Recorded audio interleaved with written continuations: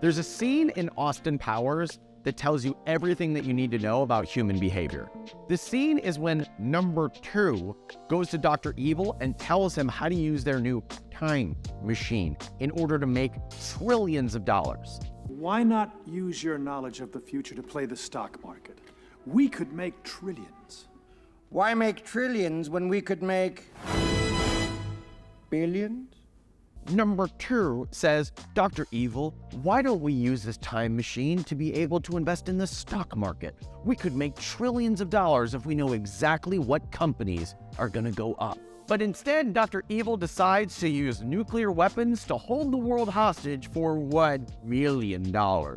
This scene tells you everything that you need to know about human behavior and why people don't get rich. If you think about yourself 10 years ago and all the things that you wish that you had done, you wish that you had bought Bitcoin, you wish that you had bought Apple stock or Ethereum or S&P 500 index funds, for goodness sake, or started that business 10 years ago that you wish that you were doing right now, or just gotten around different people, or married that person. If you think about all the things that you wish that you had done 10 years ago, you are probably not doing them now. And what I want to do in this lesson is rewire that so that you actually start doing the things that 10 years from now you will look back and say, thank goodness the 10-year younger version of myself did that thing because it made me rich in the future.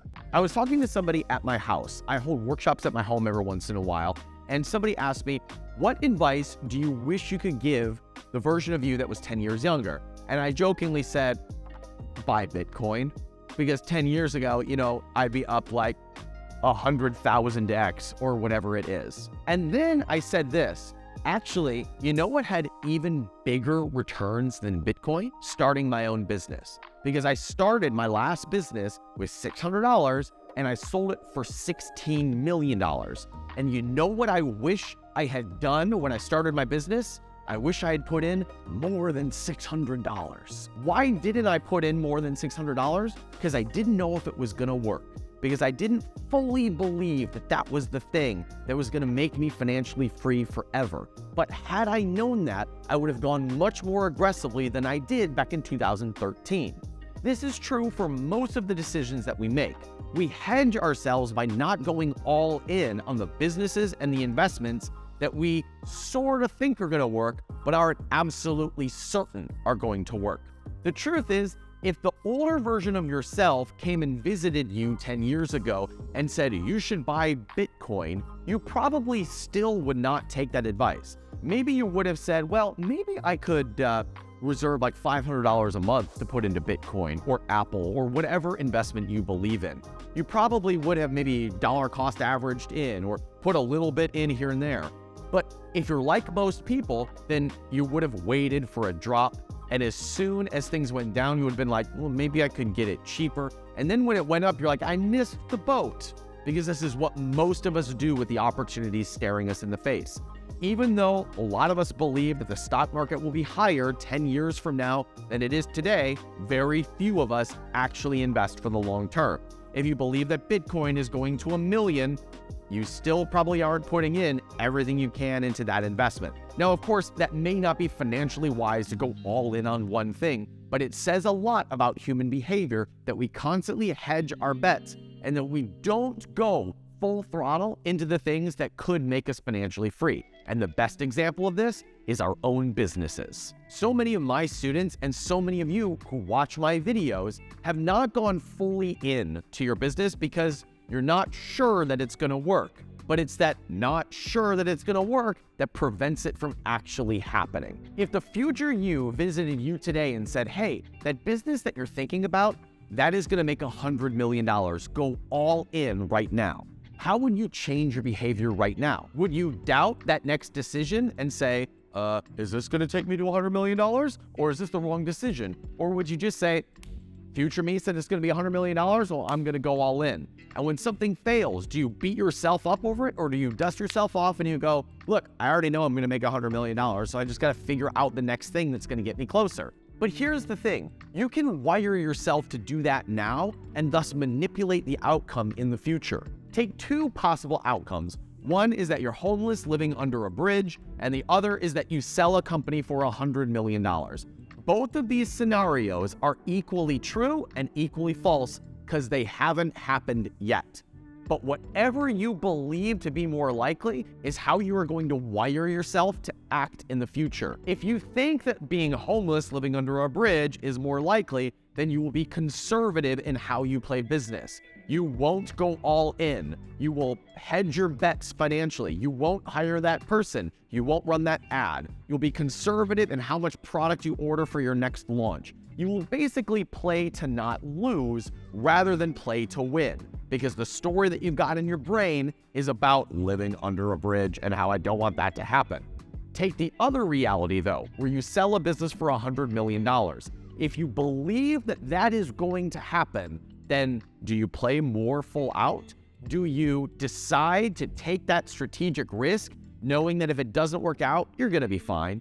When things don't go the way that you think they're going to, do you beat yourself up or do you go, we'll figure it out next time? Well, most entrepreneurs are actually hedging because they're trying not to be homeless rather than playing to win. So how do you make that transition? The first is realizing that if you lose it all, it's not that bad. The worst thing that happens when you lose it all, because I've done it twice, is that your ego gets hurt.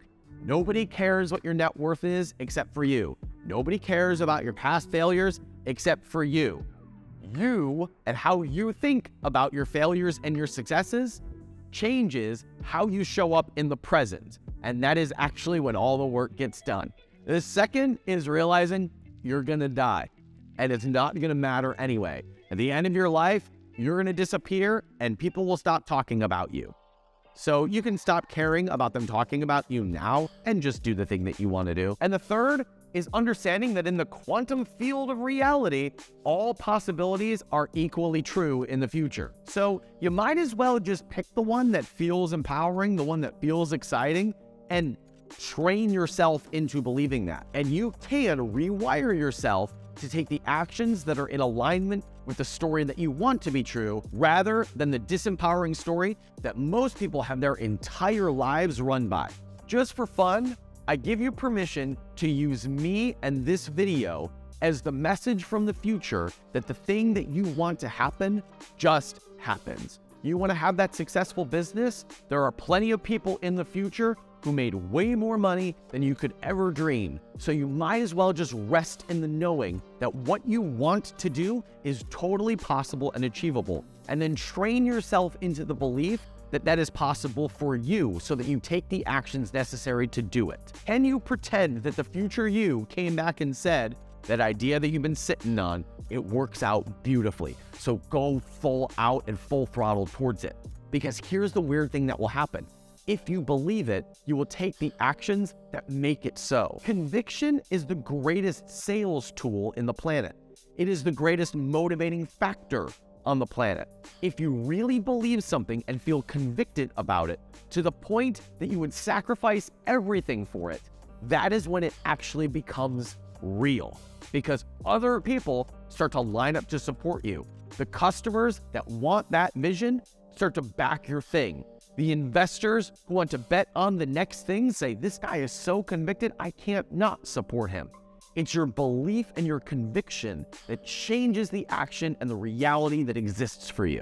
If I give a new entrepreneur the playbook to building a 7-figure business and they don't believe it's possible, they won't do anything with what I tell them. But if I give the same exact playbook to somebody who believes that it's the unlock for them, they will become a millionaire in a year, because I've seen it happen hundreds of times. If you want to be the next one, check out the free resources in the description of this video. I'm Ryan Daniel Moran. I help entrepreneurs build 7-figure businesses that they can sell, and I'd love to support you on your journey. So hit subscribe and the like button and let me know what you thought. Thanks for watching. See you next time.